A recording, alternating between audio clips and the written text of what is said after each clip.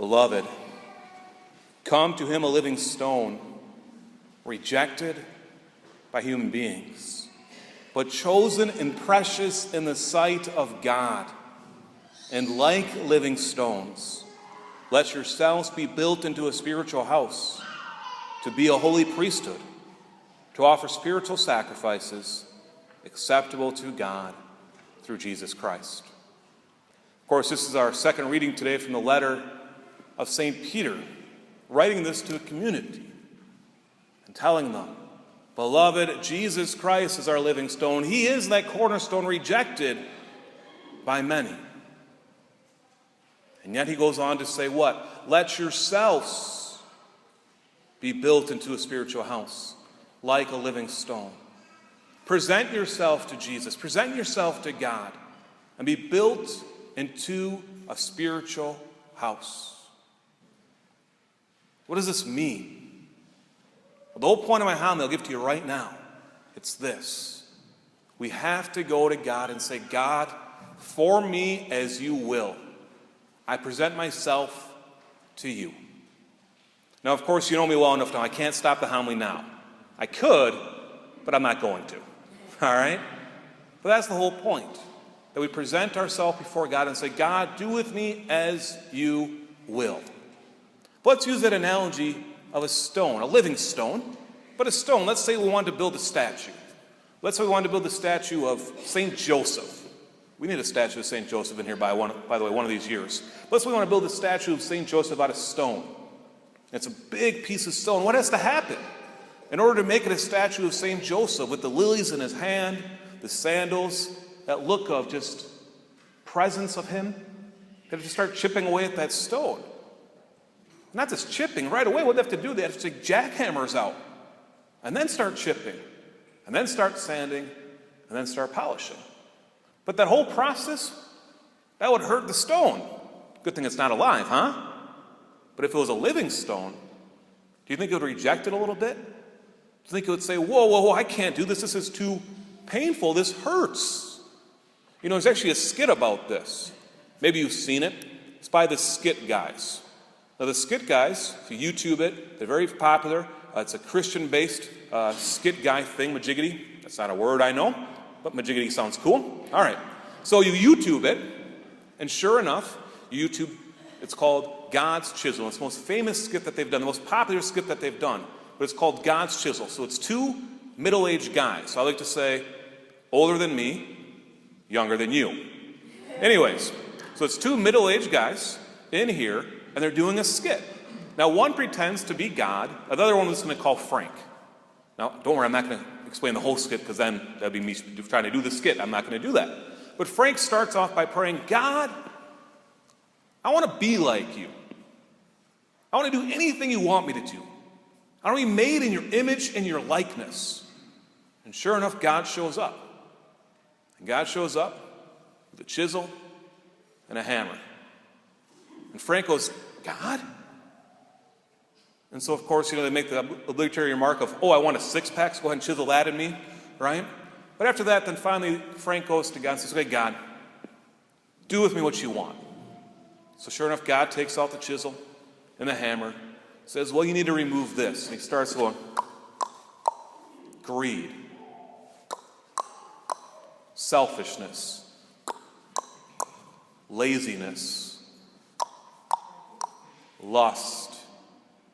Of course, every single time that this happens, Frank is pained. It hurts. He's like, whoa, what's going on? And after a while, he goes to God and says, whoa, stop this. I can't do this.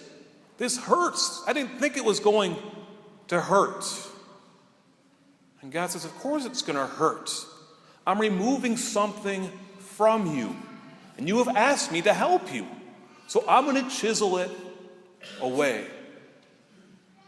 Once again, Frank's like, this is too hard. So God says, who do you want to be? And he says, well, I want to be like you. And God asks him, when you look in the mirror, who do you see? And Frank says, I see myself. And right there is the problem. When we look in the mirror, when we look at ourselves, who should we see? Of course, we're going to see ourselves. But should we not see Christ inside of us? Should we not see God inside of us? So then God asked Frank another question. Why don't you see me?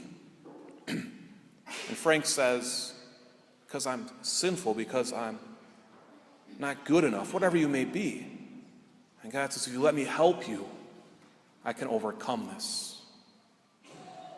When you look in the mirror, my brothers and sisters, when you look at yourself, who do you see?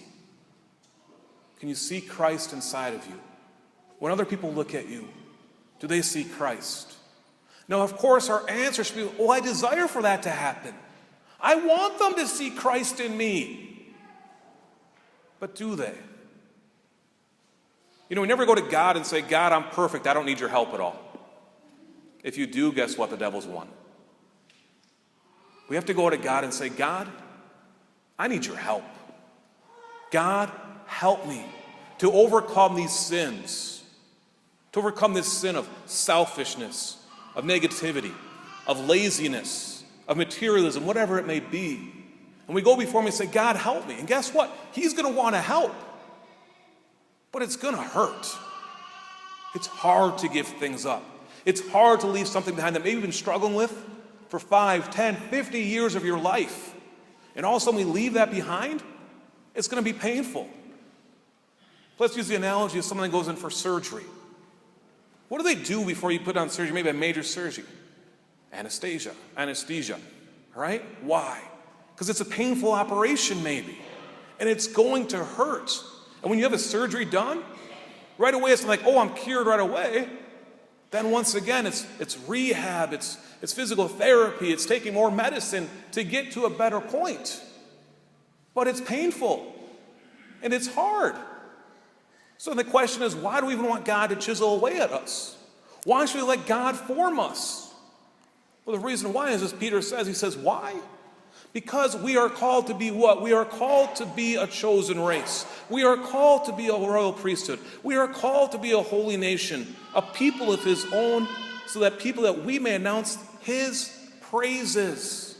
And in order for this to happen, we have to go before him and say, God, help me. And when this happens, what happens is God raises us out of darkness into his wonderful light. Once again, who are we called to be like? We are called to be like Christ. And when people look at us, they should see Christ, and that should inspire them as well. Do we fail at this? Yes. I fail at this every single day. I'm a priest. I'm ordained to act in the person of Christ, in person of Christi Capitas, and I fail at it. But you too are called to be like Christ. You too should reflect his glory, his love, everything. But in order for this to happen, we have to go to God and simply say, help me. I have problems. Help me. I am a sinner. And God will reach out. He will take that chisel like a living stone, and he will form you. He will form us. But when it starts to be painful, when it starts to hurt, when it becomes really hard to do, don't all of a sudden run away. Stick with it. Persevere. God wants you to. He wants to form you and help you. And the question always is it worth it? Of course it is. And what will be your reward? What will be your gain? It will be that God will take us out of the darkness that we're in sometimes.